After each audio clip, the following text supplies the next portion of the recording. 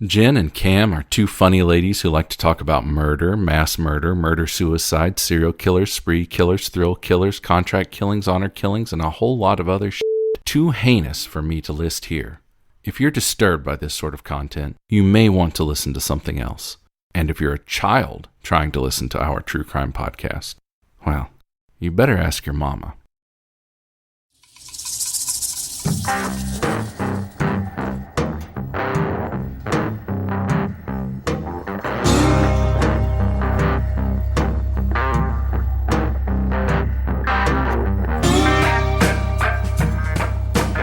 Hey, Jen. Hey, Cam, how are you? I'm pretty good. How are you? I'm doing great. I mentioned this off of the mic earlier, but happy podcast anniversary. 4 years. And we 4 thought years. we Isn't didn't that think amazing? we'd make it to episode 2. Nope. We were just saying how our very first reviewer who said that only our family would listen can suck it because our family does not listen. They never But everybody that's tuning in right now, thank you very much for sticking with us through these 4 years. Wouldn't be here without you. It's been a heck of a ride. Some it good, has. some bad, some unbelievable. But yeah, so there you go.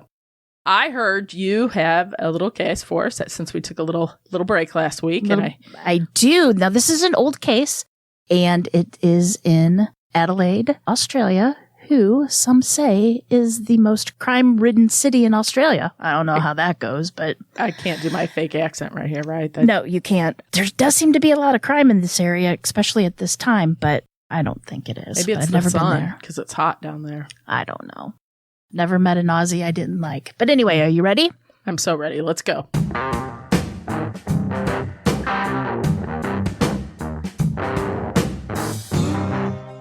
On a gorgeous, unseasonably warm August day in 1973, Les and Kathleen Ratcliffe took their son and their 11-year-old daughter, Joanne, to an SANFL game at the Adelaide Oval in Adelaide, Australia.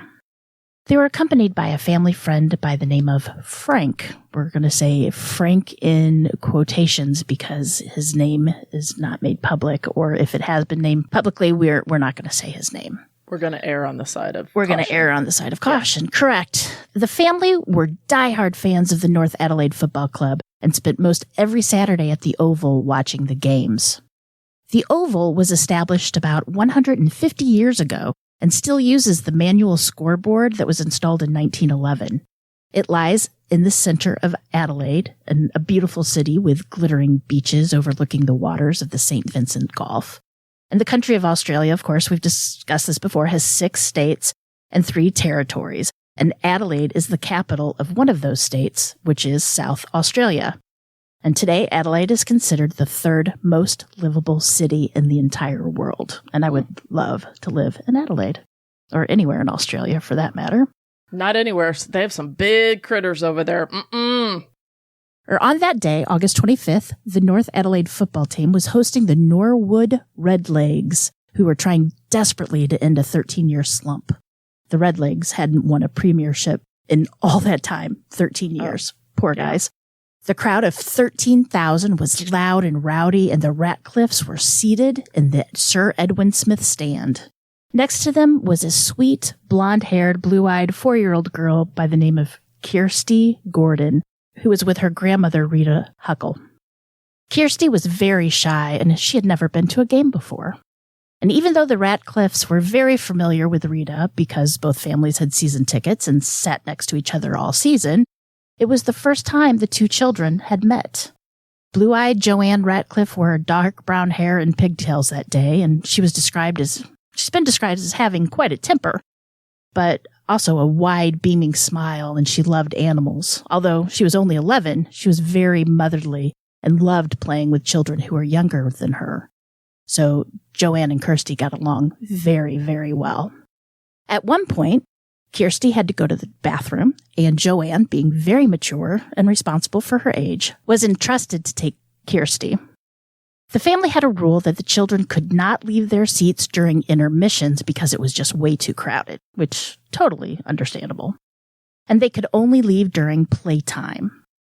About a half hour later, around 3:45, Kirste needed to go to the bathroom again. And since the two had returned the first time with no issues, The Ratcliffes saw no reason not to let Joanne to take the little girl a second time. Except this time, both girls didn't return. At 4 p.m., when there was no sign of the girls, the Ratcliffes went to look for them while Rita, Kirste's grandmother, stayed in the seats and just in case the girls returned back to their seats. The Ratcliffes couldn't find the girls anywhere. They looked every place that they could imagine. Couldn't find them, and they were extremely worried. And so they did what most people would do. They headed to the office of the Oval, and they requested that an announcement be made on the overhead PA system. That's what you would do. Attention, we're missing 2 girls, blah, blah, blah, right? Well, however, Mr. Blundell, who was a manager of the stadium, flatly refused them, saying that it would have interfered with the football match and that nobody would have been able to hear it over the screaming crowd anyway. Oh. So they wouldn't allow any kind of announcement to be made at the stadium during the game.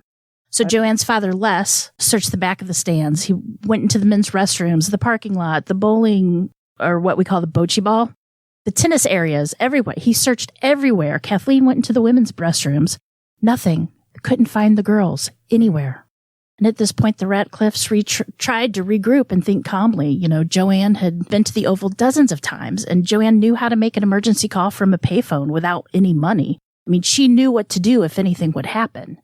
And even though the parents were panicking, these types of situations usually work out for the best, right? As a parent, you get mad because you're like, you know, and then they're like, Mom, we were just, you know. Right. They're thinking, surely, maybe Joanne just got turned around. You know, that's all. The girls, they'll come back any minute. They'll be back. But at 5 p.m., an hour later, the game was over. The crowd was headed for home, but there were still no girls.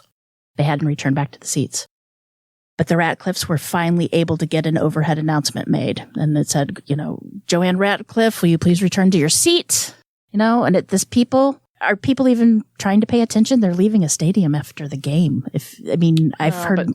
I get that the audience would be loud and everything, but you could at least try if one person heard it.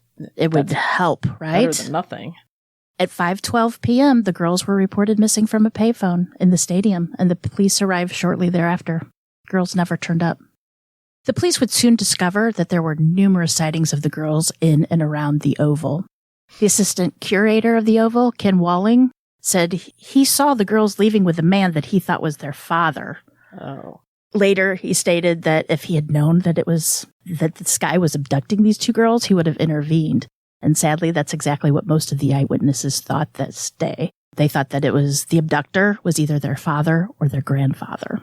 Before Ken saw the man leaving with the 2 girls, he saw that they were out trying to coax a stray kitten from under the shed near the John Cresswell stand.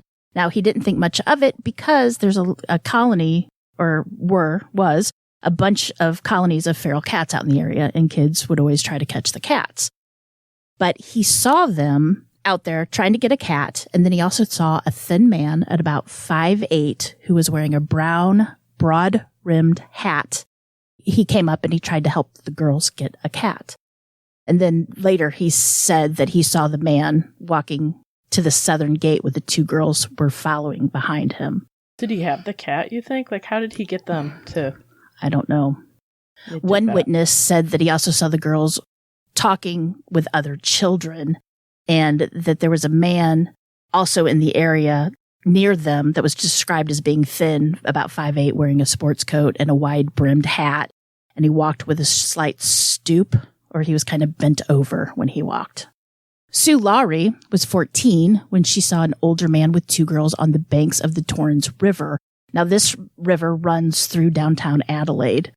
She reported that she saw a man about in his mid-50s wearing a wide-brimmed hat, carrying a girl about the age of 4 under one arm, while an older girl ran along behind them. And this older girl was punching him and telling him to put the little girl down, saying that they wanted to go back, take us back. And once again, the witness assumed that the man was their grandfather, and she even remarked to her father at the time how odd that grandfather's behavior was. Then there was a 13-year-old boy by the name of Anthony. He had been selling lollies or lollipops in the stand the day of the game, and he said that he had to move aside on the stairs to allow the 2 girls to pass him on the Sir Edmund Smith stand, right? He also said that a man with what? A wide brim hat had been watching the girls And then at one point, he had came from behind a tree and scooped up the younger girl with one arm. Joanne, who Anthony later ID'd from pictures, he said she looked scared and she kicked the man really hard. And one account that I read said he kicked him so hard that he fell on one knee and a pair of black glasses tumbled out of his coat pocket onto the ground. The man retrieved the glasses and continued on to carry the younger girl. Then he took the older girl by the arm and yanked her along with him towards the southern gate. And Anthony also thought it was the girl's father. Another witness claimed that they saw a man and two girls between Port Road and the North Adelaide railroad station in Theberton. Now, the last known or reported sightings of the girls was about 90 minutes after their abduction, and it was on a bridge near the Adelaide Zoo. Now, it's about a 15-minute walk from the Oval to the zoo, maybe a little longer if, one's fighting with two little girls. But it's really important to note that the zoo is in the opposite direction from the railway station. And in most of these sightings, Joanne is reported as being genuinely distressed. And almost all the eyewitnesses thought about intervening, but then thought they shouldn't get involved because it was a family matter. Yeah. And you have to remember, too, that eyewitnesses' accounts normally they're not really 100% good, Yeah, they're not as accurate. If you've listened to any kind of true crime podcast, you know that witnesses don't really see what really happened. Let's put it that way. Not necessarily. Kirste's parents, Greg and Christine Gordon, were out of town at the time of the abductions. They had gone to visit some friends in Renmark. They had taken their 2-year-old daughter with them, but left Kirste to spend the weekend with her grandmother. But upon hearing their daughter disappeared, they immediately returned home to help with the investigation. But there was little for them to do except make public appeals. There have been no other sightings and no physical evidence discovered to help with this investigation, and Joanne would be 60 years old if she were still alive, and Kirste would be 54. Eyewitness testimony, like I said, is notoriously unreliable. Many times, the media report a missing person being seen hundreds of miles away, only to discover that it couldn't have been that missing person. It couldn't have been that missing person because they were already deceased. And it's quite possible that none of these sightings of Joanne and Kirste were actually them. These sightings of an older man with 2 girls simply could have been sightings of a father with his children. Joanne and Kirste could have been abducted by somebody else entirely, somebody who was never even seen. But in this case, these eyewitness accounts hold a little bit more merit than usual because they all report basically the same thing. The hat. A very young girl being carried, an older girl distressed and fighting with a man, and the man being middle-aged, average height, slim, wearing a broad-rimmed hat. And just as important as the time frame, that all of these sightings were within the first 90 minutes of the abduction, except for one sighting. After reading a story published in the paper in 2013, marking the 40th anniversary of the girl's mysterious disappearance, Robert McMahon, at the time 73 years old, approached the Sunday Mail during that week claiming that he saw the girls at a Vine Street boarding house in Prospect, which is about 4 kilometers or 2.5 miles north of the Adelaide Oval, on the evening that they were abducted. He claimed a man known only as Scotty, who was also staying at the boarding house and spoke with a Scottish accent, said that the girls were his grandchildren. He carried the younger one under his right arm. He then put the younger girl into a cream white van parked in a laneway at the back of the boarding house and told the other girl to shut up and get in. Mr. McMahon said that he was so disturbed by the incident that he drew pictures that night of what he claims he saw, and he wrote a letter detailing of what happened at the property on August 25th, 1973. He put the drawings in a sealed envelope and opened it in front of the Sunday Mail in 2013.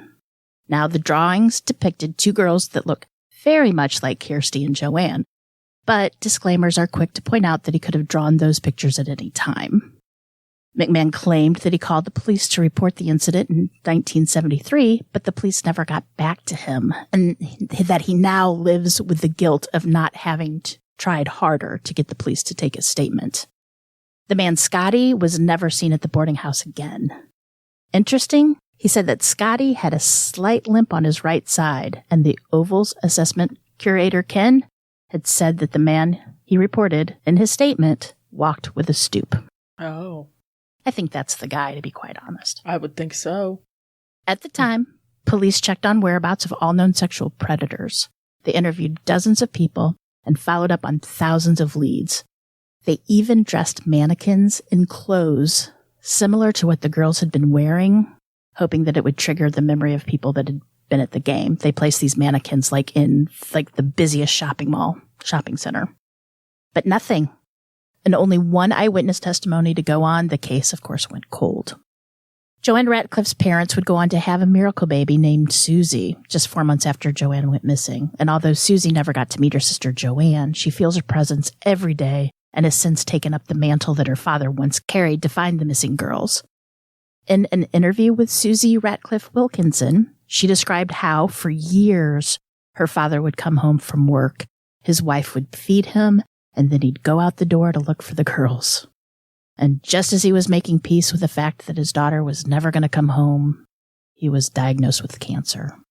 And he died in 1981. And 2 weeks before his death, he made a plea asking for the public to not forget the girls. Breaks my heart. That's terrible. Suspects in this case started with Frank, the family friend who had gone to the game with the Ratcliffes. Now, he had left his seat right about the time the girls went missing and was gone for about 30 minutes. And during the stadium search for the girls, he remained seated, and he didn't help look for the girls at all. Investigators found the combination of his absence and his apathy toward helping in the search to be a bit problematic. And web sleuths are quick to point out that Frank didn't really match the description of the man seen with the girls, and he was in his seat during the time when the girls were seen outside of the stadium with their abductor. However, just because he didn't match the description doesn't mean that he wasn't instrumental in the abduction. There could have been more than one person involved. And Joanne's sister Susie hopes that investigators will follow up with him. They only ever saw the one guy, though, right? They didn't. Yeah. But I guess there could be somebody behind the scenes helping him. Okay. Right. He could have planned the whole thing, or he could have, who knows? I don't know. That's why we called him Frank. Another suspect is Arthur Stanley Brown. Now, Brown died in 2012, and he was charged for the 1970 rape and murder of Judith and Susan McKay in Queensland, Australia. The jury failed to reach a verdict, and a new trial was blocked on the grounds that Brown was too senile to be tried again. Unlike the disappearance of Joanne and Kirste, the McKay sisters' remains were found and recovered soon upon their disappearance. Many people have come forward claiming that Brown had molested them as children. Some family members even suspected that he killed his first wife. He was also a suspect in the disappearance of the Beaumont children, of course, in January of 1966. He bore a striking resemblance to the man seen in both the Beaumont case and the disappearance of Joanne and Kirste. And there's no paper trail to prove that Brown was ever in Adelaide. However, acquaintances say that he himself admitted to being in Adelaide in 1973. Arthur Stanley Brown was also been potentially linked in the abduction and murder of Marilyn Jo Wallman in 1972 and the Catherine Pamela Graham murder in 1975. Both of these remain unsolved. Now, another suspect is named Stanley Arthur Hart. He reportedly rarely missed a North Adelaide football match and was likely to be at the game when Joanne and Kirste went missing. And a decade after the abduction, he was found to be a child abuser. Stanley Hart was named by his grandson, a convicted pedophile himself by the name of Mark Trevor Marshall, in a confession provided to the Mulligan Inquiry into the abuse of children in state care in 2007. Mark Trevor Marshall named Pekana Dam, and I'm sorry if I pronounce these, but I'm trying really, really hard, named the Pekina Dam near Ororu and the Yatina farmhouse. Sorry if I mispronounced that. The farmhouse of Arthur Stanley Hart as sites of interest in the murder of the girls, and he provided various hand-drawn maps in his confession. He was a small boy at the time, and he claimed that he was at the Oval the day that the girls went missing with his grandfather. And Mark remembers being in the van that the girls were put in. Remember that cream van that McMahon saw? Was it the same van that McMahon was referring to at the boarding house? We don't know, but it's quite a coincidence. Many in law enforcement think Marshall's confession was, quote, pure fantasy, but authorities searched the properties for nearly 12 months anyway and found an old underground bunker. The bunker had 2 entrances that could easily fit at least 4 adults. It's believed that the bunker had been filled in sometime before 1975, but after Kirste and Joanne went missing in 1973. They also searched and found some barrels and some wells, and they uncovered a child's shoe, an apron, and a few bones. At one time, Hart was a butcher, so the apron could have been his, and the bones could have belonged to an animal. We don't know. A private investigator went back to the property because he felt that there were still other wells to be searched, but he said he was given a letter from the Attorney General to stop pursuing the case. They just put a kibosh on it. You would think that they would want this case solved for some reason. Well, don't you and think? It could solve others too. Often it does. It's kind of questionable. So frustratingly, the evidence found there by the private investigator was also lost once it got into police custody. Arthur Stanley Hart also bore an uncanny resemblance to the suspect in the Adelaide Oval abductions and was officially questioned by police at the time the girls went missing, but nothing ever came about. Another suspect, and we all know him, I covered him in episode 87, was Bevan Spencer von Einem. He was a disgusting creature of a person. He was a suspect as well as Derek Ernest Percy in the disappearance of Joanne and Kirste. Now, von Einem was the accountant by trade, remember. He was convicted. Not only did he help kill a lot of other kids, but he was convicted for the murder of 15-year-old Richard Kelvin, who was the son of a radio personality, Ron Kelvin. Like I said, he's also suspected in killing at least 4 other men, young men, and that's known as the family murders in Australia.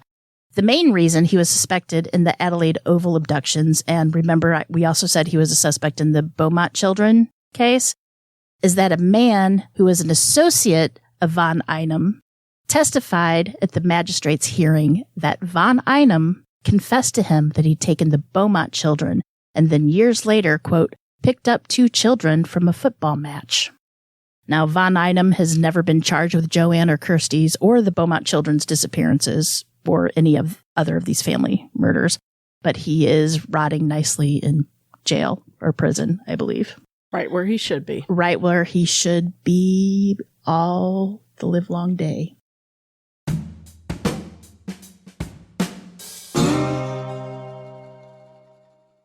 Hey everyone, Cam and I are so excited to announce that we're going to be at the Dark History and Horror Convention in Champaign, Illinois on August 19th and 20th this year, 2022. The folks behind the Dark History and Horror Convention have brought together a great collection of authors, artists, and many others who are familiar with the darker parts of history that most of us were never taught in history class. From Native American massacres to civil rights struggles, from gangsters to John Wayne Gacy, this convention is the perfect place to share your passion with others who are interested in the dark side of history and pop culture.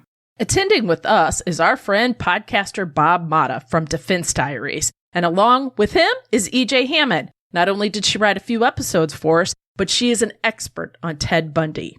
You can also meet Jason London, better known as Randall Pink Floyd from Dazed and Confused, and his brother Jeremy London, who I'm sure you know from Mallrats and Gods and Generals. And from Terminator, John Connor himself, Edward Furlong, who was amazing in American History X. There's so many more guests and vendors that we can't even mention them all here.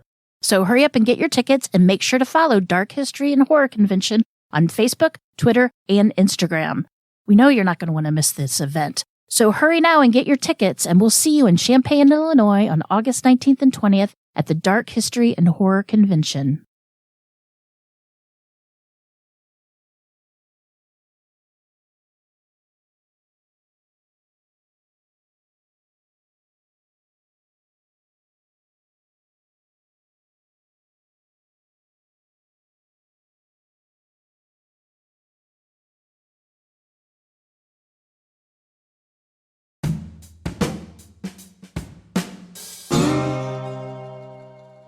other guy, we talked about him a little bit too.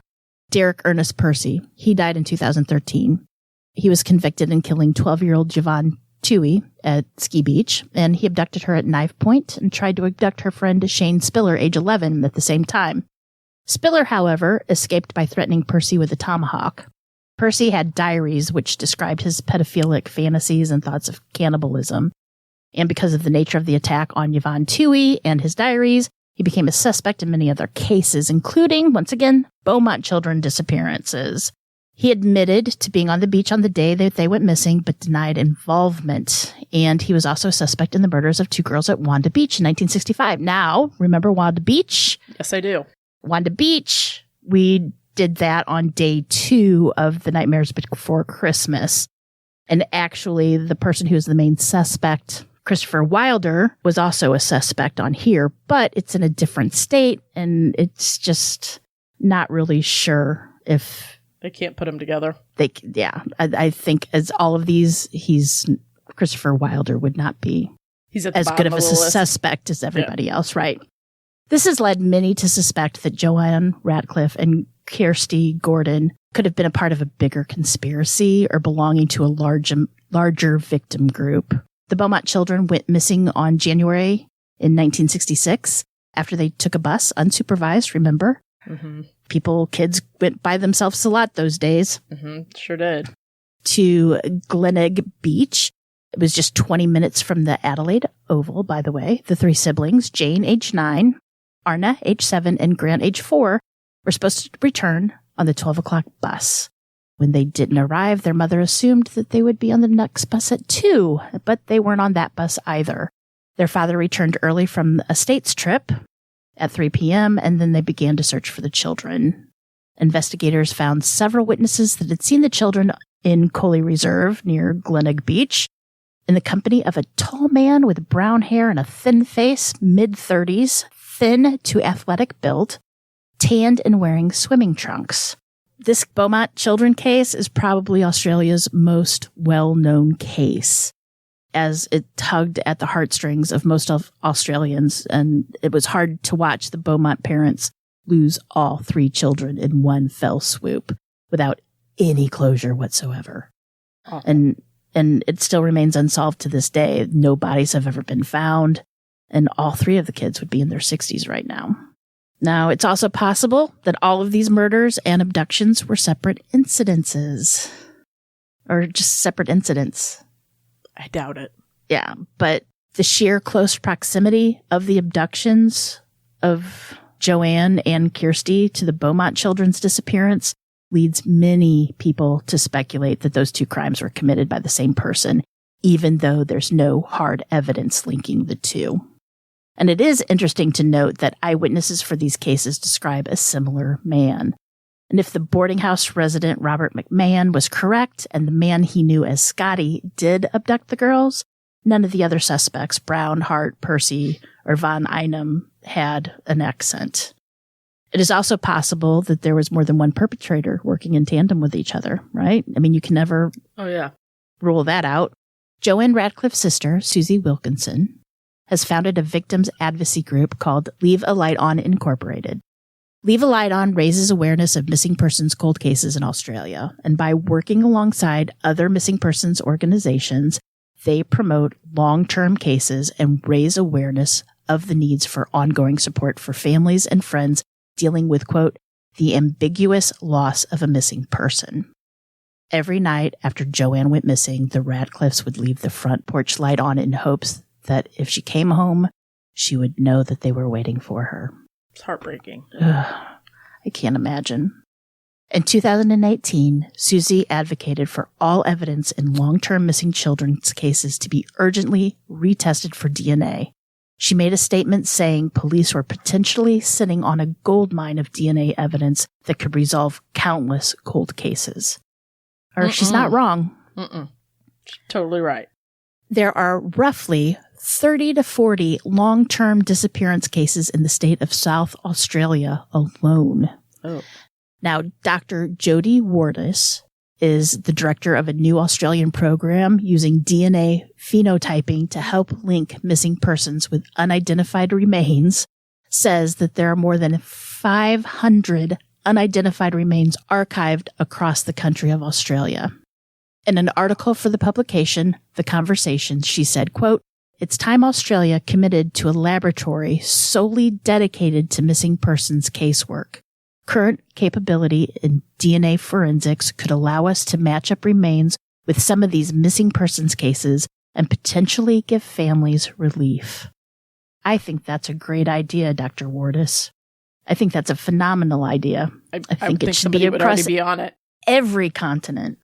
Every country should have that. Because of Susie's work, there is now a $1 million reward attached to the Adelaide Oval abductions. In another interview, Susie made the observation that after a loved one has been missing for so long, the family is really more interested in laying their loved ones to rest than they are about getting justice. They just want to know where they are, and they want to bring them home. Sadly, Joanne Ratcliffe's mother, Kathleen, recently passed away and will never get a chance to bury her daughter in a dignified manner. Susie says she'll keep on fighting and working to find her sister.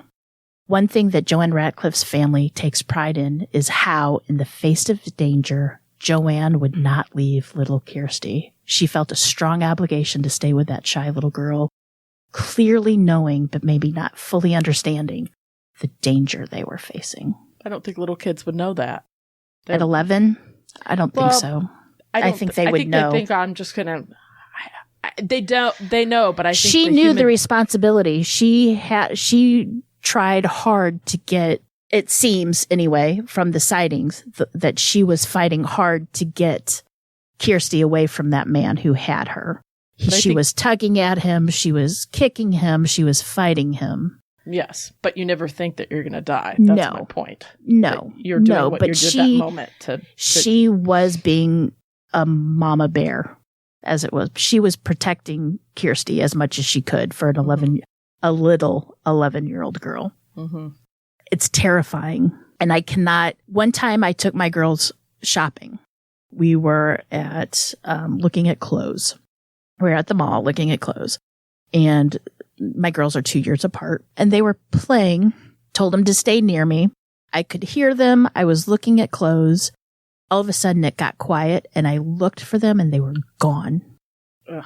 And the thought, my heart fell, right? I screamed. I'm like, my kids, I told store, my kids are missing. They were in the clothes rack. The same clothes rack I was at. They were in the clothes rack. I can't imagine that feeling for years. You know what I mean? Mm-hmm. Always wondering like when somebody's going to knock on the door, when the phone's going to ring. That panic that I felt. Mm-hmm. That's anything happening for my kids is my number one fear out of anything. And no, my family, I just can't imagine. But that's the story of Joanne Ratcliffe and Kirste. Do you know the consensus Gordon. Over there? Do you know the consensus over there as to who they believe did it or is responsible? I personally did not read anything that have major suspects or who they really think. But I personally think it's Stanley Arthur Hart. He's the one his grandson said he was a pedophile, and then he himself was a pedophile, and he remembers he was there that day. That's who I think. Mm-hmm. There's just something about reading all that kind of stuff. That's who I think it was. Mm-hmm. Well, it is weird that there's a pedophile who happens to be in a location where a child went missing, but you weren't involved. Just a little quinky dink, right? Mm-hmm. With a bunker. And there's just... Something's not right. He looked like the guy that the witnesses said. Mm-hmm. I don't know. He's the one that I would think did, but who knows? Mm-hmm. I hate, and we've talked about this, I think the not knowing would be the worst part. And like you said at the end, it comes to a point where you just want to lay them to rest. You're not focused on justice as much. And I mean, I think justice You're still going to want come. justice. Yeah, it will come, but then I think you start pleading with yourself and the world. I just want my baby back to put them to rest or have them know where they are. Who even knows if the man who took them is still alive? He's probably in his 70s or 80s now, if that. Or he said he was middle. Mm-hmm. If he was in his 50s in 73, he's gone now. But yeah, you just want to know what happened. And Awful. Awful. Yes. So anyway, we do have. So since we were on break, Cam, have you watched anything? I know you have. Do you want me to lie or tell you the truth? God's Favorite Idiot. That's a nice little easy thing to watch. It's on Netflix. It's Melissa McCarthy, who I love. And it's kind of funny, and it's got. I saw. Yeah, I saw some of it. Mm-hmm. Yep. And then that documentary that is on Netflix with the girl in the picture. Oh, yes. I watched that one too. Woo. That was tough. Yeah. And a lot of them are comparing it to Girl Abduction. What's the big one that was last summer or the summer before, where the girl was being sexually abused and the parents kind of let it happen? Do you remember what that one was called? Abduction? The documentary with the yeah, the one that we made fun of because the guy was like, remember that one, Abduction in Plain Sight, the one where in Plain Sight, yeah, that one. The dad helped relieve the sexual abuser, and then the wife had a little affair with them. Yeah. People were saying that this girl in the picture is almost as shocking. It is, but differently. Like it is. There's not anything kind of humorous. That other one, you could find a little humor in the insanity of the whole story. But there's no humor. Like I was just going to say, the poor girl died at age 20 and never. She's our age. Yeah, she is our age. Well, slightly younger, but she was our age. She was born a month before us, right? In real life, but yeah, there was nothing funny about that. Not that murder's funny, but if you saw Abduction in Plain Sight, there was. I don't know if it was even funny. More so, like what? And then you rewind it and say that did not just happen. Things like that. So this was just like it kept snowballing and one right after the other, like shocking thing, and then. Oh my God, more shocking. And then, damn. Yeah, this was, it was something. I would watch it, but it's rough, but interesting. And I knew that I knew a little bit because I was familiar with that picture and I knew that he had adopted, well, I don't want to give too much away, but I had no idea. They had way more details than I ever knew about. So that was kind of interesting. Yeah. I kind of knew the story, like basic story. Yeah. But getting into it, I was all of it shocked. Mm-hmm. What about you? What have you been watching? Only Murders in the Building. Started that again. Mm-hmm. New season is up. I love it. I love Martin Short. I love Steve Martin, Selena Gomez. Not only do I love hers, I love her makeup, rare beauty. Just want to throw that in there, Selena, if you're listening. I love. That's a plug. Love your mascara. To have some free stuff for you. I love your mascara. I love your blush. And I've just ordered your new lipstick. Anyway, Murders Only in the Building. I finished Stranger Things. I haven't even started that yet. I restarted it last night with my husband, and it's kind of fun to watch it with my husband because he was a huge D&D nerd. So he can kind of explain all the D&D references and everything in there. Like it deals with mind flayers, and he's like, oh my God, I hated playing D&D with a mind flayer. And I'm like, oh my God, that's a real thing. So he would like describe it to me. So it makes it Nerds United over at your house. So it made it more interesting because while it's not totally 100% D&D, the mind flayer in D&D is not the exact same thing as what's in Stranger Things, but it's close enough that makes it even more interesting. So it's just fun. And he needs to finish it because there is a phone number on the pizza van. And you call that phone number and it's actually a live number, and the kid who drives the van in Stranger Things actually answers the phone, and there's like he does this little riff type thing. Oh, it's cute. And I know it's a clue of something, but I don't know what it is. I'm not smart enough to figure it out. And I asked my 13-year-old if she knew. I should actually say 14 because she's getting close to 14. But she couldn't figure it out either. So we've got to get Dad to finish it and see if he can help it. You could probably tried look it up, it just came out. So I did try to Google it, and nobody's figured it out yet. Yeah. Maybe you're onto something. Maybe nobody knew it and you knew. I think there's many people that are smarter than me that can figure it out. Oh, that's true. That knows that it's something else. I haven't even started it yet because I want to sit and do it in one day, and I haven't had that opportunity. Oh, it's good. In fact, as soon as I'm done watching this again, I'm going to go back to the very beginning and watch it again. Yeah. And one of the guys that's in this season was in Game of Thrones. Yes, I just figured that out last night. What's her name? She's a singer. And then the one that, there was an article that came out yesterday and I was like, that's kind of funny. Oh, I can't think of her name. So it ruins it here. But she slid into his DMs courtesy of the co-star of him, the Game of Thrones, Of Hopper? Yeah. No, not Hopper. The boy, the younger boy. Dustin. Used him as a wingman to get to the Game of Thrones guy. Yeah, gotcha. It's kind of funny. It was just Dustin. I don't think it was him either. I think it was somebody else because I know him. It was so it was Doja Cat slid into Doja. Doja Cat. I'm not hip.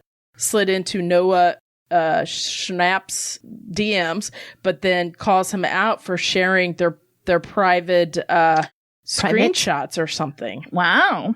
Something like that. Huh. Yeah. So I don't know. Story's taken a turn since I first saw it. Yes, he played Jurgen, I think, right? On Game of Thrones? Yeah. Mm-hmm. Oh, I don't remember. I think his name was Jurgen. He's the guy with the many faces in the background. Mm-hmm.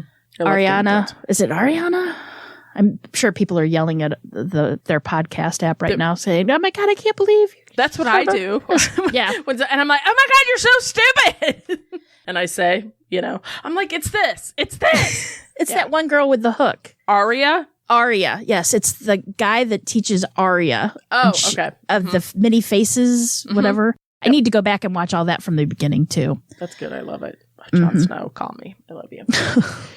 All right. That's all I have, really. Right. I have a promo for us today? I do. Our promo is from our dear, sweet Paige from Reverie Podcast.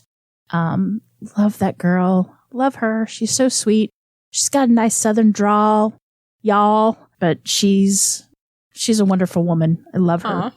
And so she's going to be up after us. Here's the page. And until then, remember, lock your doors. And keep passing by those open windows. Bye-bye. Love ya. And thank you for 4 years.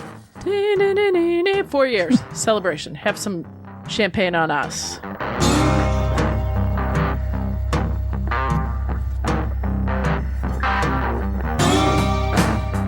Today's episode was researched and written by me, Jen. For more information about this episode, as well as all other sources, please check out our show notes or the podcast website at ourtruecrimepodcast.com. Our True Crime Podcast is developed and created by the hosts, Jen and Cam.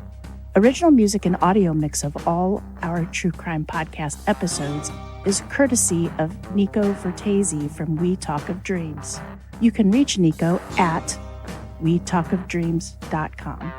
Listener discretion is provided by Edward October from OctoberPod VHS. You can find all of his great works on YouTube.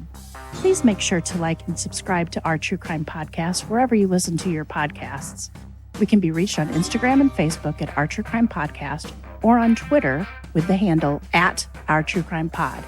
You can also email us at ourtruecrimepodcast@gmail.com.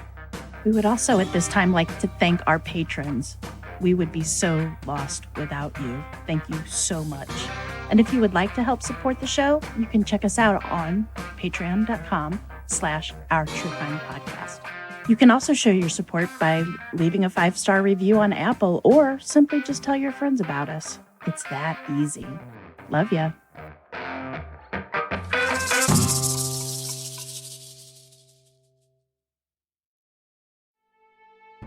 Reverie, the state of being pleasantly lost in one's thoughts. A daydream. But what if those daydreams turn to nightmares? Reverie True Crime shines a light on the dark tragedies that have happened and are continuing to happen all throughout the world. We interview and work with families to bring awareness to forms of injustice. We explore the depths of cases from around the world to include missing persons, mysteries, and more. Reverie True Crime is found wherever you're listening to this podcast. Remember, you don't have to live in fear, but stay aware of your surroundings. Stay safe and take care.